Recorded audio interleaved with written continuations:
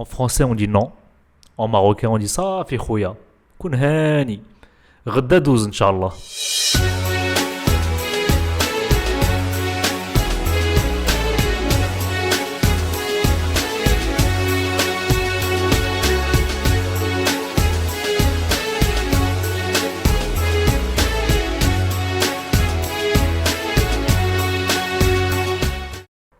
Bienvenue sur Daily Maroc, la chaîne faite par un ex-MRE pour les MRE francophones, mais pas que. D'où que vous veniez et qui que vous soyez, si l'actualité marocaine vous intéresse, vous êtes au bon endroit. Ne bougez surtout pas, je s'occupe. Pour commencer, je me présente, Imad. J'ai créé Daily Maroc durant l'été 2021 pour commencer sur Snap et ensuite sur Insta, Facebook. Je retranscris l'actualité quotidienne marocaine à travers des posts, des stories comme celle-là et comme celle-là. Grâce à vos partages et votre soutien, vous êtes de plus en plus nombreux sur le Snap et je vous en remercie. Je suis un peu moins actif sur Insta, mais je vais essayer de m'y mettre. Je suis pas trop doué, mais on va essayer quand même. Après Snap, Insta et Facebook, je me mets maintenant à YouTube pour diffuser des vidéos plus longues, recevoir des gens et parler plus précisément de certains sujets qui ne pourront pas être abordés à travers quelques stories. La vidéo d'aujourd'hui concernera l'expatriation, s'installer au Maroc, la hijra. Alors que ce soit pour des raisons religieuses dans le cadre d'une hijra, des raisons professionnelles ou toute autre raison, le climat qui ne vous plaît plus dans votre pays, vous vous sentez pas bien, il fait pas beau, la politique, etc. Vous êtes de plus en plus nombreux à me solliciter, à me poser des questions sur l'organisation, comment s'installer au Maroc, par où commencer, combien coûte la vie au Maroc, les écoles, la scolarité, le travail, la santé, etc. etc. Donc là, je vais faire une vidéo globale parce que, Inch'Allah, si tout se passe bien, je vais recevoir des invités qui vont venir parler chacun d'un sujet bien précis, qui s'y connaissent beaucoup mieux que moi. Moi, ça reste de la théorie, eux, c'est vraiment de la pratique et leur vie quotidienne. Le but de la chaîne YouTube Daily Maroc est d'apporter le maximum de clarté et d'information. Voilà, c'est vraiment le but principal. C'est pas une chaîne à but mercantile, je ne fais pas de pub ni de placement de produits dessus.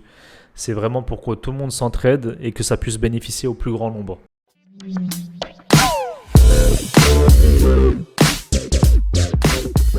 Alors pour commencer, on va faire un bref résumé du Maroc en quelques chiffres.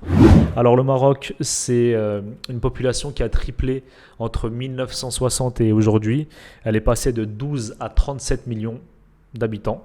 Donc la moitié de la population française. Alors du nord au sud, donc de Tanger à Guerguelet, la frontière mauritanienne, il y a exactement 2500 km. Et de l'ouest à l'est, de Rabat à Oujda, il y a 600 km. Donc c'est un territoire qui est assez étendu. On a la chance d'avoir deux accès à la mer. On a la Méditerranée et l'Atlantique. C'est vraiment une position très intéressante géopolitique. Et pour le commerce, bien sûr. Le pays est en plein développement. Cette année, on enregistre une croissance de 5,3%. Alors, si vous me voyez regarder des feuilles, voilà, je vous montre les coulisses. J'ai un gros paquet de feuilles. C'est toutes les notes que j'ai prises et c'est la structure de la vidéo. Ne vous inquiétez pas si je ne vous regarde pas droit dans les yeux quand je vous parle. Je sais que c'est pas poli, mais j'essaie de faire au mieux. Avant de faire cette vidéo et de me lancer dedans, j'ai commencé par faire un petit sondage des questions et des interrogations que les abonnés avaient.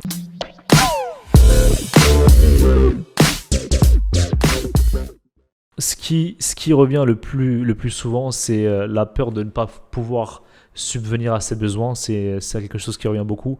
La peur pour l'éducation de ses enfants, les écoles, etc. La peur de ne pas pouvoir s'adapter. Les mentalités ici sont différentes et c'est compréhensible. La peur d'échouer et la peur de tout lâcher en France ou dans votre pays d'origine et de venir ici.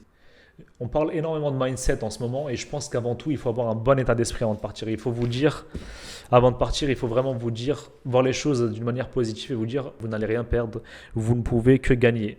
Vous allez gagner, déjà votre CV va s'enrichir. Si vous mettez que vous êtes parti dans un pays étranger pendant un an, ça montre que vous faites preuve d'initiative. Vous ne vivrez pas avec des regrets parce que le temps passe, le temps ne vous attend pas. Vous pouvez dire tous les ans je le ferai l'année prochaine, mais un an plus un an ça fait 2 ans, 2 plus 2 ça fait 4, etc. Et vous vous retrouvez à la cinquantaine, vous n'avez rien fait. Ensuite, je pense sincèrement qu'il ne faut pas vivre avec des regrets, il faut tenter les choses. Si ça marche, tant mieux, alhamdoulilah. Si ça marche pas, tant mieux, c'est pas grave, vous ferez mieux la prochaine fois. Ou au moins vous aurez essayé, c'est pas vous arrivez à 50 ans et vous vivez avec des regrets. C'est une expérience dans votre vie. Il faut le vivre comme ça, je pense. Le seul conseil que je peux vous donner, et c'est pour ça que je fais cette vidéo, c'est de vous informer un maximum avant de partir. Préparez votre départ longtemps à l'avance, minimum 6 mois avant. Et si vous avez des enfants, même 1 an avant, je pense que c'est l'idéal. Comme disait Lincoln, si on me donne 6 heures pour couper un arbre, je passerai 4 heures à aiguiser ma lame. Ça veut tout dire. Voilà, il faut être prêt, il faut se préparer, il faut étudier les choses. Je vais vous donner quelques clés ici, j'espère en tout cas qu'elles vous seront utiles. N'hésitez pas en commentaire à donner vos conseils, à participer, ça peut aider pas mal.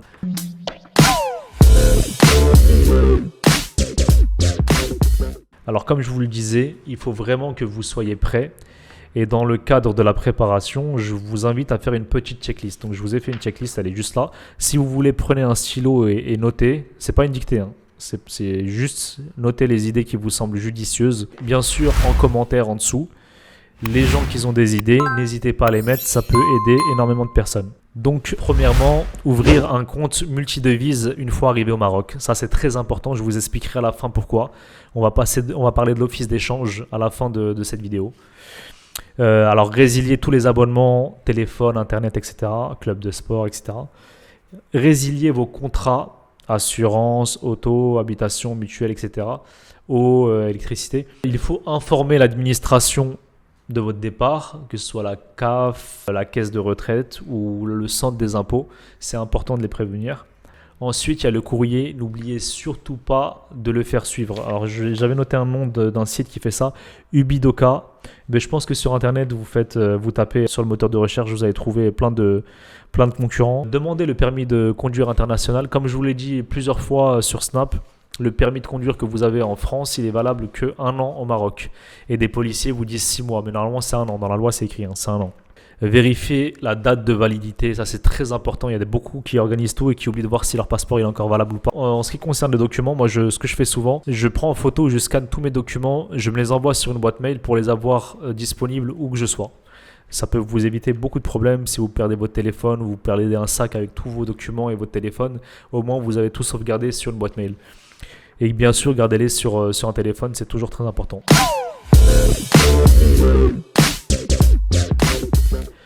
Alors là, on rentre dans le vif du sujet. Trouver un travail au Maroc. Ça, c'est une question qui revient très souvent et je sais que c'est un sujet qui vous tracasse. Alors, j'ai eu beaucoup de monde qui me disait mais je ne vais pas aller au Maroc pour toucher 300 € par mois, ça ne m'intéresse pas. Comment trouver un travail? Où postuler? Comment subvenir aux besoins de ma famille? Comment créer une entreprise? Alors, comment créer une entreprise? On le verra plus tard dans d'autres vidéos parce que c'est très très vaste. C'est un domaine qui m'intéresse beaucoup, qui est très vaste. Donc ça, on le verra plus tard. Mais toutes ces questions, on va essayer d'y répondre. Alors j'ai décidé de le faire dans cet ordre. J'aurais pu traiter le logement avant le travail, mais on va le faire dans cet ordre, c'est plus simple. Alors pour commencer, un conseil que je vous donne moi personnellement, c'est moi qui vous le donne, mettez un petit peu d'argent de côté avant de venir au Maroc. Ça vous assurera quelques mois, genre par exemple pour un mec seul, pour une personne seule, 5 000 €, ça peut être pas mal pour commencer. C'est pas grand chose, mais au moins ça vous laisse respirer quelques mois, le temps de trouver un logement, de poser vos valises, de respirer un petit peu et après de vous mettre à l'attaque. Quand vous trouvez un travail, vous n'êtes pas à la gorge, vous n'acceptez pas tout et n'importe quoi. Vous avez une marge de négociation. Après, quand je vous dis 4-5 000 €, c'est pas pour faire le jet-setter. Hein. Vous avez 4-5 000 €, vous vivez normal, à la cool. N'allez pas tout claquer dans des restaurants ou dans des cafés.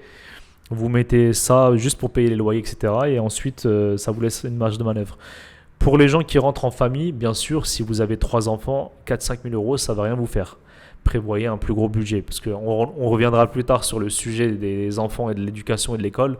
Ça coûte un bras. Ça coûte vraiment très cher. Donc on reviendra de façon dessus. Alors les secteurs qui emploient beaucoup, on a tout ce qui concerne les call centers, très souvent dénigrés. Les call centers, franchement, c'est un emploi qui est bien pour commencer. Si vous voulez mettre un pied au bled et vous ne savez pas où travailler, les call centers, ça peut être un bon départ. Le call center, alors chacun me dit à peu près des prix différents, mais c'est entre 400 et 600 €, entre 4 et 6 000 dirhams par mois hors prime. Ça veut dire que vous avez un salaire de base, un fixe de 4 à 6 000 dirhams. Et on m'a dit qu'on pouvait presque doubler le salaire. En temps plein, si on est un bon vendeur et qu'on s'y prend bien, on peut passer à entre 8 et 10 000 dirhams par mois. Et il y a des perspectives d'évolution très intéressantes. Donc il ne faut pas dénigrer les call centers. Souvent les gens me disent ouais mais je ne vais pas faire du call center, mais ça peut être très intéressant. D'ailleurs j'ai des personnes qui vont venir intervenir à ce sujet et qui vont nous donner leur point de vue, qui travaillent eux-mêmes dans des call centers. Il y a le domaine de la restauration. Le domaine de la restauration c'est vaste, mais il y a beaucoup de MRE qui sont rentrés depuis un moment, qui ont des restaurants et qui préfèrent travailler avec des MRE. Pour une entente, c'est plus simple que de gérer des locaux qui ont parfois, il y a parfois des problèmes entre les MRE et les gens qui vivent ici. Ça peut être conflictuel. Alors que MRE avec MRE, il y a plus d'entente et c'est beaucoup plus simple. Ça, c'est les retours que j'ai eu des restaurateurs. Je ne sais pas, j'en sais pas plus. L'hôtellerie avant le Covid, ouais, ça, c'est un secteur qui recrute beaucoup. Il y a la logistique. Alors la logistique, les logisticiens sont très demandés ici parce que tout simplement, il y a une énorme demande par rapport à Tangémel. Après, moi, je vous recommande, si vous faites de la logistique de base, on va dire, je sais pas comment dire ça, mais si vous êtes genre cariste ou un truc comme ça, essayez de passer un diplôme si vous pouvez, ou s'il y a des formations en interne, pour passer à l'échelon au-dessus et pour vous valoriser sur le marché du travail marocain. Ça peut être une bonne piste. Je vais vous donner plusieurs sites. Je crois que je vais vous les mettre en description. Encore une fois, commentez et mettez en description si vous avez d'autres sites en tête. Il y a LinkedIn, bien sûr. Il y a emploipublic.ma. Wadifapmaroc.com, recrute, etc. Il y en a 10, je ne vais pas tous vous les citer. Anapec. Alors Anapec, c'est l'équivalent de Pôle emploi. L'Anapec, c'est l'équivalent de Pôle emploi, anapec.org. Emploi.ma, toutomaroc.com, etc. Avito aussi, c'est l'équivalent du Bon Coin. Bref, vous trouverez tout ça en description, Inch'Allah. Un dernier conseil que je peux vous donner sur le travail, essayez tant que possible, vous avez tous les outils en France et en Europe. Après, je ne connais pas les autres pays. Moi, j'ai toujours vécu en France, où vous avez tous les outils possibles, imaginables pour vous former. Vous avez le compte CPF, vous avez les formations en interne en entreprise. Vous avez plein de formations, profitez-en. Vous avez YouTube, vous avez accès à des tutos en français. Souvent, il y a des gens au Maroc qui ne comprennent pas trop bien le français, qui ne peuvent pas accéder à ces formations. Vous avez des plateformes comme tuto.com, vous avez des plateformes comme Udemy.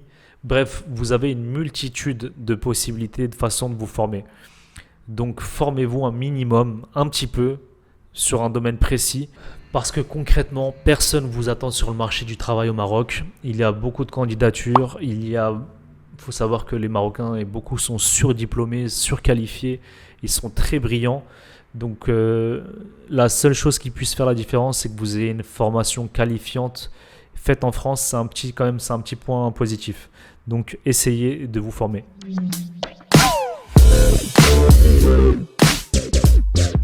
Où s'installer au Maroc?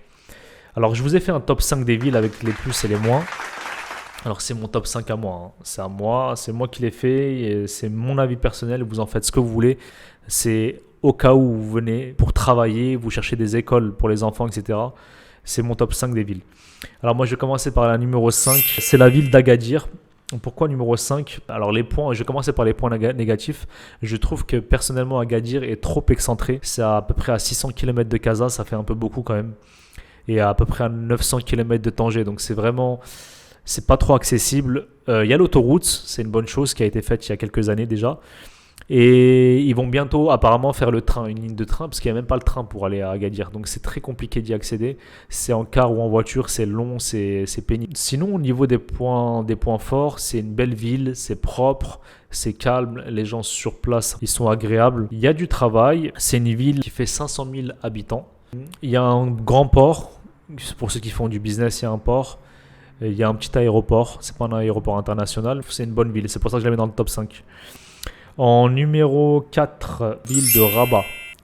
La ville de Rabat, j'aurais même pu la grouper avec la ville de Casa parce que c'est à côté, c'est proche. C'est une ville qui fait 645 000 habitants. C'est bien sûr la capitale du Maroc. C'est une ville très administrative où il y a tous les ministères et toutes les ambassades, toutes les ambassades. Donc c'est une ville très intéressante, très propre. Les inconvénients, il n'y en a pas trop. J'aime pas trop la ville personnellement. Ça, c'est un avis personnel. Je suis pas trop fan mais c'est une très belle ville, très propre et sécurisée. Pour le numéro 3, Marrakech. Marrakech, je trouve que c'est une ville magnifique. Point de vue architecture, point de vue culture, point de vue climat aussi, gastronomie, c'est magnifique, il y a tout ce que vous voulez, il y a des beaux cafés, il y a des beaux paysages, il y a des beaux restaurants, c'est vraiment, mais pour moi ça fait un peu trop vacances je trouve. C'est aussi un peu excentré et le gros problème c'est qu'il n'y a pas de port, donc pour le business c'est un peu compliqué, l'aéroport est aussi très petit. Bref, c'est pas une ville pro-business, mais si vous êtes dans le secteur du tourisme, c'est une ville qui peut vraiment être dans le milieu de la photo, de l'art. Ça peut être une très belle ville si vous êtes dans ce domaine-là. Et si bien sûr vous voulez profiter du paysage, tout ça, c'est une très belle ville. Et il y a plein de petits villages à côté qui sont magnifiques. Donc voilà pour le numéro 3. C'est une ville qui fait quand même 1 million d'habitants, c'est une grande ville. En numéro 2, je mets la ville de Tanger. La ville de Tanger, je l'ai mis en numéro 2. J'aime beaucoup cette ville, j'aime beaucoup cette ville. Je trouve pas trop de défauts à la ville de Tanger, à part qu'elle soit un peu chère. Mais sinon, la ville de Tanger, c'est une ville vraiment très belle, des paysages magnifiques. Vous avez accès à la Méditerranée et à l'Atlantique sur la même ville, des plages magnifiques, des espaces verts, des belles forêts. En plus, c'est pas une ville plate comme Casa ou Rabat, où c'est une ville qui monte et qui descend, donc vous vous retrouvez souvent avec des spots exceptionnels. Donc pour moi, c'est vraiment un bon compromis. Je pense que c'est une ville pro-business aussi, parce que c'est une ville qui fait quand même 1 million d'habitants, qui a le port de Tanger-Med, qui est vraiment un poumon de l'économie marocaine. C'est vraiment, et c'est en pleine expansion et c'est en train d'exploser. Donc au niveau opportunité, niveau business, niveau confort de vie, niveau tout, Tanger, c'est une très belle ville pour les expats. Et en plus, vous êtes à 2 pas de l'Europe. Bon, maintenant, c'est un peu compliqué avec ce qui se passe, mais vous êtes juste en face de l'Espagne. On va passer à la numéro 1. Bon, c'est pas parce que j'habite là que j'en parle avec bienveillance, parce que je lui trouve énormément de points négatifs. C'est la ville de Casablanca. Je la mets en numéro 1. C'est une ville de 3,5 millions d'habitants. 3,5 millions d'habitants, c'est énorme. C'est la capitale économique littéralement du Maroc. C'est une ville qui bouge énormément. Pour avoir fait plusieurs fois la Chine, mais ça me fait beaucoup penser à Guangzhou. C'est ceux qui sont partis déjà à Guangzhou, c'est pareil, ça grouille de partout. Il y a de l'énergie, il y a du business, il y a des choses à faire, il y a des écoles, il y a tout ce que vous voulez, tout ce qui est possible et imaginable, c'est à Casa. Voilà, niveau business, niveau vie, tout ça. Par contre, c'est une ville qui n'est pas très sécure. La conduite, c'est catastrophique. De toute façon, Casa, on dit souvent, on ne conduit pas, on s'évite. C'est vraiment vrai, on ne conduit pas, on s'évite. Je passe ma journée à éviter des cartons. C'est une ville stressante, c'est une ville polluée. Par endroits, c'est une ville très sale. Mais malgré ça, c'est une ville que j'aime beaucoup. Après, moi, personnellement, j'ai décidé de vivre à Mohammedia. C'est au nord de Casa, en direction de Rabat. C'est une ville qui est à 20 km et je trouve que c'est le bon compromis. On est vraiment à 20-30 minutes de Casa. On est un peu plus au calme. Voilà, c'est beaucoup plus calme. La mer, elle est plus propre. Voilà, je préfère. C'est plus petit. Voilà pour mon top 5 des villes. Après, vous en faites vraiment ce que vous voulez. Ah oui, excusez-moi, j'ai oublié Casa, aéroport international. Je crois que c'est la seule ville du Maroc qui a un aéroport international et un port pour les conteneurs. Voilà, je vous ai fait le top 5 des villes pour moi. Donc, je mets largement devant Casa, mais j'ai un petit faible pour Tanger quand même.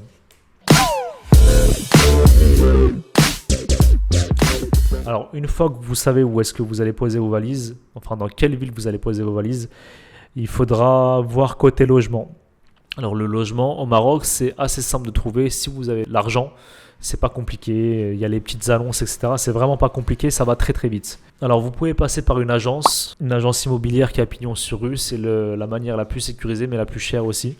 Après, les commissions sont négociables. Bon, avec les agences, je pense qu'il y a un peu moins de marge de manœuvre, mais vous pouvez quand même négocier un petit peu. Vous pouvez passer par un samsara. Un samsara, c'est comme une agence de location, mais officieuse.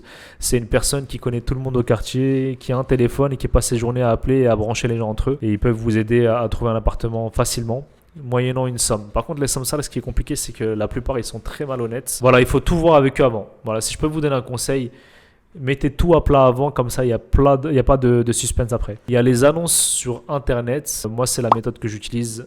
J'ai Avito que je trouve qui est pas mal du tout. Après, je vous mettrai des sites en dessous. Il y a Avito, il y a Maroc Annonce, il y a Moubawab, il y a Askoun. Il y a plusieurs sites. Je vous les mettrai aussi en dessous, comme ça vous pouvez voir en description. Et d'ailleurs, s'il vous plaît, si vous avez des pistes, de l'aide, de l'information, n'hésitez pas à commenter juste en dessous. Et après, vous avez une solution qui est pas mal aussi, que j'ai fait une fois, c'est d'aller sur place dans un quartier que vous aimez bien et vous allez vous demander au gardien est-ce qu'il y a un logement à louer, ou vous voyez souvent sur les fenêtres il y a écrit à louer, vous appelez, etc. et vous allez trouver votre bonheur comme ça. L'avant-dernier appartement que j'ai trouvé, c'était comme ça. Moi j'ai déménagé 8 fois, donc j'ai l'habitude du déménagement.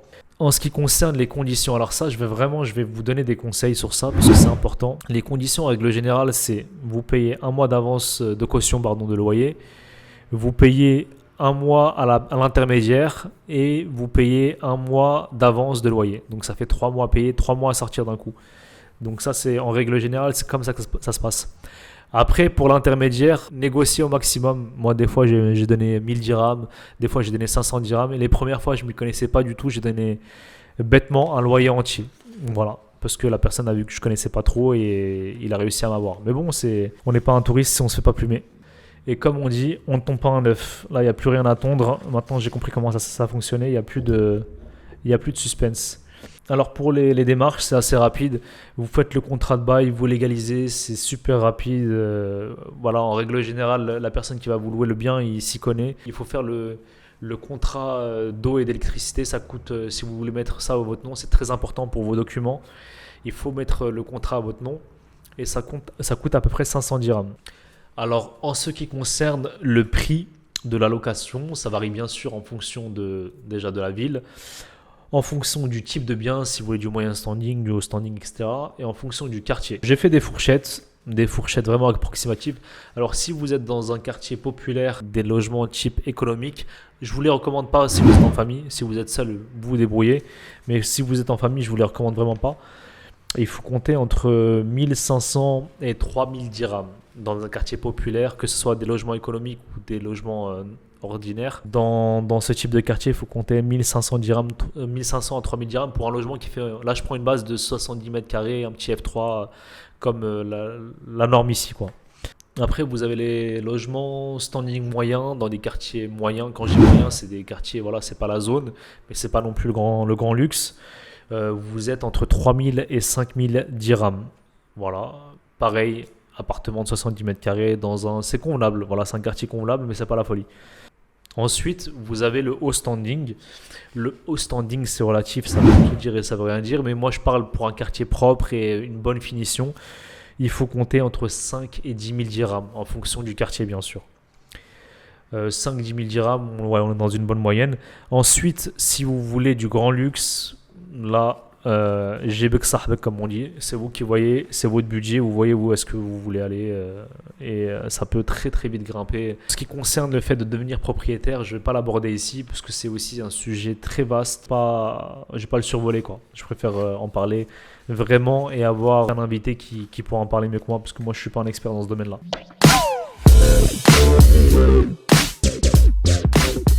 Là, on rentre sur un point très important. Alors, je vous le dis, hein, et je vais le survoler, je vais planer au-dessus parce qu'en fait, j'ai une invitée qui va venir, même 2 invités, Inch'Allah, qui vont venir pour en parler vraiment précisément parce qu'ils le vivent. J'ai une mère de famille qui a, je crois, 3 enfants scolarisés à Mohammedia et j'ai un professeur qui fait des cours ici au collège. J'ai ces 2 intervenants qui vont venir me prêter main forte sur ce sujet ô combien compliqué, mais je vais quand même vous donner quelques informations parce que c'est important. Alors je pense qu'une grande majorité des gens qui regardent cette vidéo sont des Français.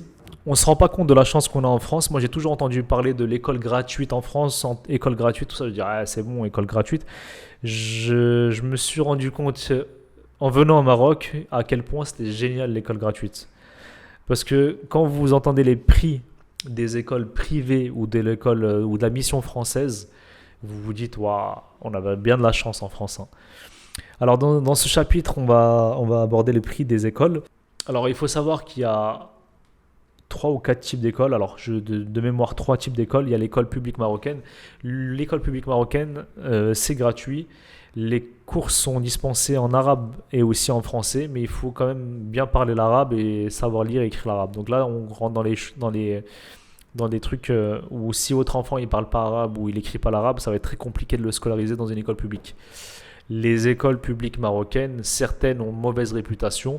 Je ne connais pas, je ne sais pas. Moi, je vous dis juste ce que j'entends. J'ai une personne qui me suit sur Snap et qui m'a dit qu'elle avait ses enfants qui sont petits à l'école marocaine. Elle était très contente et que ça se passait très bien.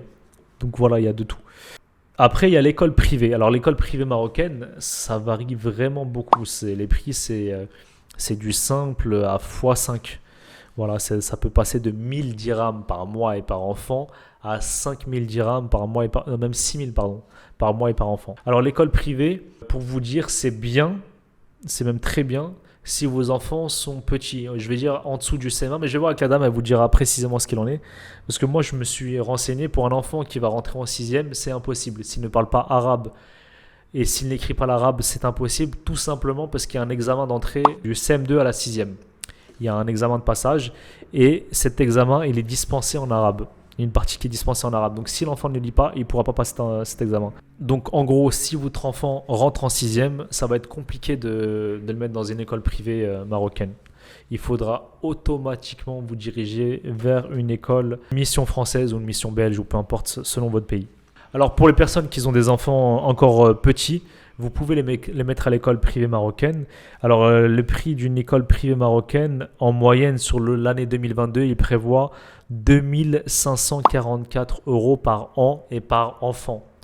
26 760 dirhams par an et par enfant. Ça, c'est une moyenne qui a été faite, une étude qui a été faite par un audit. Donc, le prix minimum des écoles privées, c'est 12 000 dirhams par an et par enfant. Et 66 000 dirhams au maximum par an et par enfant. Là, je vous parle d'une école privée marocaine. Donc, c'est extrêmement cher. Donc, vous faites le calcul. Si vous avez 3 enfants, vous comptez une moyenne de 2500 € par enfant. Ça fait 7500 € par année. Sans compter les frais d'inscription qui viennent se rajouter. Les frais d'inscription que vous payez au début de l'année. Qui sont environ de... Alors ça, je vous dirais, je sais plus, je crois que c'est 1000 € ou 2000 €. Donc, vous voyez que c'est relativement cher. Et c'est ça qui fait... grimper le coût de la vie au Maroc. Si vous avez des enfants, ça devient très vite compliqué de s'installer au Maroc. Ensuite, pour les enfants qui sont plus grands et qui ne savent pas lire l'arabe et qui ne savent pas l'écrire, là c'est plus compliqué. Vous êtes dans l'obligation de passer par une école. La mission française, ce sont des écoles affiliées à l'AEFE. L'AEFE, c'est l'agence de l'enseignement des Français à l'étranger. Donc les cours dispensés sont... En fait, c'est comme si vous avez l'école française au Maroc. C'est la même chose, vous avez les mêmes cours, vous avez les mêmes programmes scolaires. Ces écoles sont relativement chères. Ça tourne autour des 5 000 € par an et par enfant. Donc vous faites le calcul encore une fois. Si vous avez 3 enfants qui ont plus de 11-12 ans, donc vous comptez 15 000 € minimum par an quand je ne compte pas les frais de scolarité d'inscription. Voilà, c'est pour ça que c'est assez compliqué. Encore une fois, je vous le répète. Au même titre que l'école française, vous avez aussi les écoles belges, britanniques, italiennes. Et la plus chère de toutes, c'est l'école américaine qui offre la possibilité à vos enfants d'aller étudier aux États-Unis dès qu'ils ont fini leurs écoles ici. Voilà, je pense que j'ai fait le tour. Comme je vous ai dit, ça fera le sujet d'une vidéo beaucoup plus complète. On va ensuite aborder le point de la santé. Donc la santé, je sais qu'on n'y pense pas souvent. Moi-même, je n'y pense pas souvent. Alors, il y a plusieurs statuts. Si vous êtes détaché, ça veut dire que par exemple, admettons, vous travaillez chez Renault en France, vous demandez un poste au Maroc, ils vous l'acceptent. Ça ne changera pas grand-chose dans le sens où vous suivez les lois françaises. Donc la sécu, tout ça, ça ne bouge pas. Si vous êtes expatrié, ça change tout. Ça veut dire que vous devez souscrire au système de santé marocain. Donc si vous êtes expatrié, vous dépendez pleinement du Maroc, que ce soit contrat de travail, assurance maladie, tout. Vous êtes considéré comme un Marocain. Alors, vous avez l'AMO, c'est l'assurance médicale obligatoire au Maroc. Vous avez la CNOPS, c'est l'assurance maladie en gros pour les gens qui travaillent dans les systèmes publics, les profs, etc. Et vous avez enfin la CNSS pour les salariés et pour les retraités. Alors, pour ceux qui veulent, vu que les soins sont très mal remboursés au Maroc, vous avez la possibilité de souscrire à la CFE, la Caisse des Français à l'étranger. Moyennant, j'ai fait des recherches, c'est environ 100 € par mois. C'est comptabilisé en trimestre, donc ça fait 300 € par trimestre. Donc n'hésitez pas à aller voir. Je vous laisserai aller vérifier de vous-même. Et encore une fois, si vous avez des choses à rajouter, n'hésitez pas à les mettre en commentaire juste en dessous.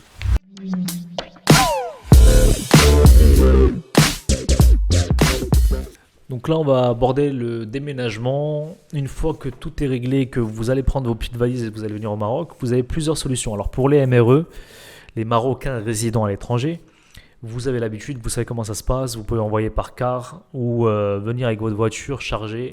Je vous donne un conseil, ne venez pas avec trop de choses neuves parce qu'ils peuvent vous casser la tête à la douane. Les douanes marocaines sont des douanes très étanches pour en avoir fait l'expérience plus d'une fois. Ils ne laissent rien passer. Si vous avez des trucs neufs, ils peuvent vous dire, si vous avez par exemple une télé neuve, une machine à laver neuve, un frigo neuf, ils peuvent vous dire vous allez où avec ça, c'est pour la revente, c'est pour ceci, c'est pour cela, et vous casser la tête.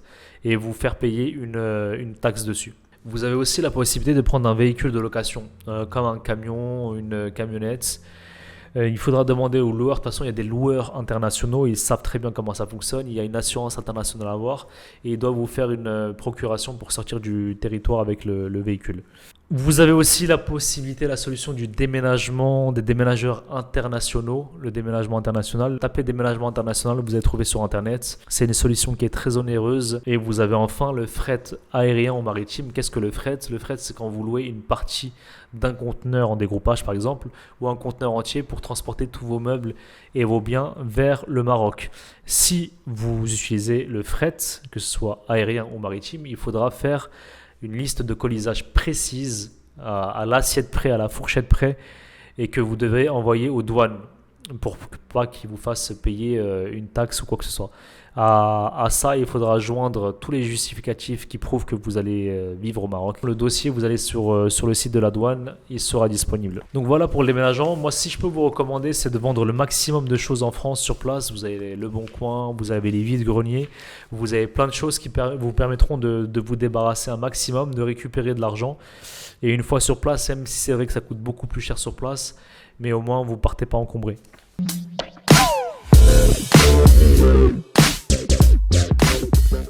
On passe maintenant au forfait mobile et au réseau internet. Si vous travaillez sur les métiers du web ou de chez vous, je vous recommande vraiment de vous attarder sur ce point-là. J'ai déménagé à plusieurs reprises à cause de ça. Le réseau Maroc, des fois, c'est compliqué. Donc, je vous recommande de vérifier quel opérateur fonctionne dans votre quartier. Parce que souvent, c'est comme ça que ça marche ici. Des fois, il y a des zones où il n'y a que Orange qui passe, où il n'y a que Inouï, où il n'y a que Maroc Télécom. Donc, faites très attention à ça. Alors, les trois opérateurs au Maroc qu'il y a Maroc Télécom, Orange et Inouï.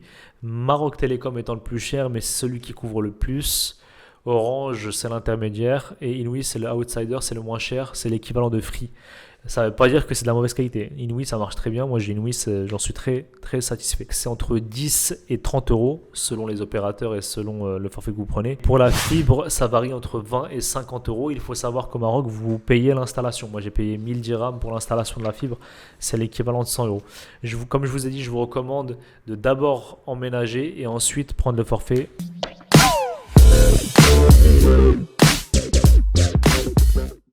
Alors le dernier point, l'un des plus importants, l'office d'échange. Moi-même, quand je suis rentré au Maroc, je n'étais pas du tout au courant de ça.